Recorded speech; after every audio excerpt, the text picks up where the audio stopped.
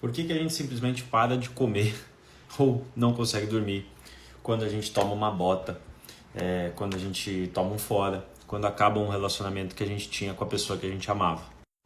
Muito prazer, para você que não me conhece ainda, meu nome é Thomas Serrini, eu sou poeta, sou escritor, sou psicanalista e aqui nesse perfil eu falo sobre relacionamento. Se você se interessa por esse tipo de conteúdo, por favor, já curte esse vídeo aqui e já me segue. E já aproveita para comentar nesse vídeo todas as dúvidas que você tem sobre relacionamento, que eu vou tentar trazer uma perspectiva da psicanálise para tentar respondê-las. Recentemente aqui nesse perfil eu tenho feito uma série de vídeos sobre término de relação. Tá? Eu tenho feito um diálogo entre o texto do Freud, luto e melancolia, e o término do relacionamento, porque são coisas que as pessoas têm me pedido. E eu mostrei em outros vídeos as 4 etapas pelas quais as pessoas passam, né? A etapa de reconhecimento, que o objeto se perdeu, ou seja, o reconhecimento de que houve um término, o que é difícil, a princípio, para o ser humano e leva tempo. Depois, a etapa de deslocamento da energia, da libido que você direcionava para esse objeto de amor e que, como ele não existe mais, precisa ser direcionada para outro lugar. Depois, a terceira etapa, que é a etapa de hiperinvestimento de energia, de libido, de atenção nas memórias, nas lembranças, nas recordações daquele relacionamento, daquele ser, daquele objeto de amor que você tinha e que não existe mais. E finalmente a quarta etapa, que a gente poderia, de forma didática, tá? Sem muita precisão, mas de forma didática, a gente poderia dizer que é a etapa da superação, da dor, a superação da fossa, digamos. Que é a etapa de liberação de energia, né? Que é quando a sua libido ela está pronta, ela está disponível, ela está livre, leve e solta para ser direcionado para outro objeto de amor ou para outras questões, para outras coisas na sua vida. Bom, dito tudo isso, eu mencionei que essas 4 etapas elas ocorrem no luto, ou seja, quando falece alguém, quando a gente perde um ente querido, e a gente passa por essas 4 etapas com o tempo necessário, tá, gente? É o tempo de cada um. Não existe um tempo definido para cada tipo de luto que a gente vai viver. E também fiz uma analogia de como esse processo de luto que a gente vive quando alguém falece é um processo parecido com aquele que a gente vive quando alguém se vai, em termos de fim de relacionamento. Só que tem uma questãozinha que é super importante e que o Freud traz para a gente ter clareza, que justifica o porquê que você sofre e porquê que você não quer comer, por que você não quer dormir, por que você não tem energia para fazer as coisas que você gosta tanto, tá? Que é uma coisa característica da melancolia, e aí quando a gente usa o termo melancolia no texto, a gente pode fazer um paralelo, tá? Pode fazer uma aproximação com o termo depressão. Não estou falando para equivaler, até porque depressão é um transtorno que está no DISC, enfim, eu não vou entrar nesse mérito, eu estou tentando fazer aproximações para fins didáticos. E o que o Freud identifica nesse processo de melancolia? Que não existe necessariamente no luto, tá? O luto, quando há a perda de um ser amado, a gente processa diferentemente da melancolia. Por quê? Porque na melancolia, quando há esse término desse relacionamento, em geral a gente processa toda essa dinâmica levando como responsável por isso nós mesmos.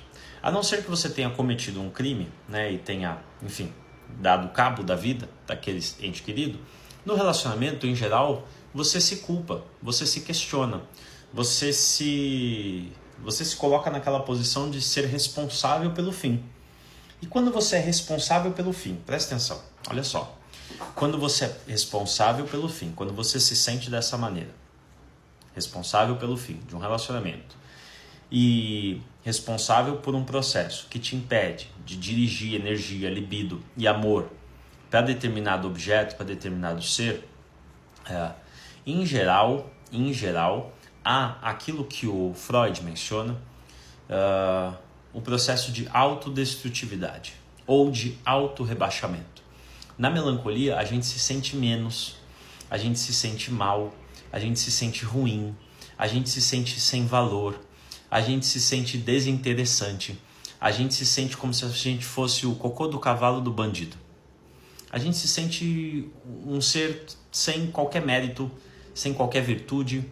E quando isso acontece, veja, se você se sente um ser ruim, né, e a melancolia, a depressão faz com que nós tenhamos esse pensamento, se você se sente um ser culpado por tudo, se você se sente um ser que não merece o mínimo de carinho, amor ou atenção, inconscientemente, qual vai ser o comportamento que você vai ter em relação a esse ser que não merece carinho, não merece atenção, não merece amor, não merece cuidados? Qual vai ser? Um comportamento de autodestrutividade. E como se dá essa autodestrutividade? Via inibição do apetite e via inibição do sono. Então tem muita gente que fica sem dormir, tem insônia, e tem muita gente que fica também sem comer, emagrece, perde peso, enfim, não tem apetite, não tem vontade de nada, não gosta de comer até as coisas que mais ama, assim, que mais saboreia, por causa disso, por causa desse processo inconsciente de autodestrutividade. Por quê?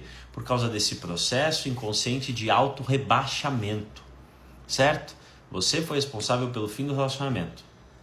Você foi responsável pela culpa.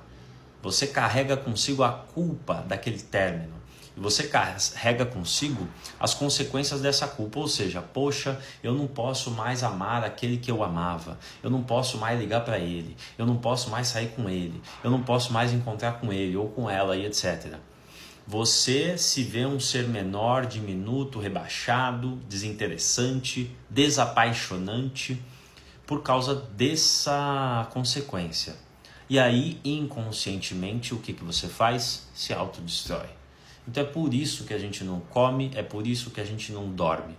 Porque quando a gente está num processo de fim de relacionamento, que a gente se culpa absurdamente, nós, no fim, ao cabo e ao fim, nos sentimos um ser tão desvaloroso que pensamos que não vale a pena nem nos mantermos de pé, ou nem nos mantermos nessa terra.